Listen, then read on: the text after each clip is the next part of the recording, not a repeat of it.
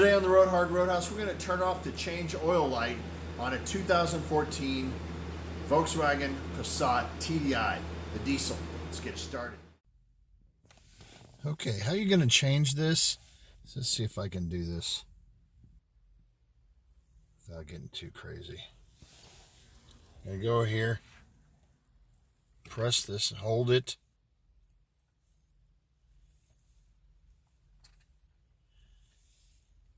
Then you're going to hit your start button without pressing the brake. And it'll say if you really want to change your oil reset. Hit OK. Service reset. There we go. It's done. If you want to see more videos on the TDI, go ahead and subscribe. I got a lot of videos on the TDI. More videos coming.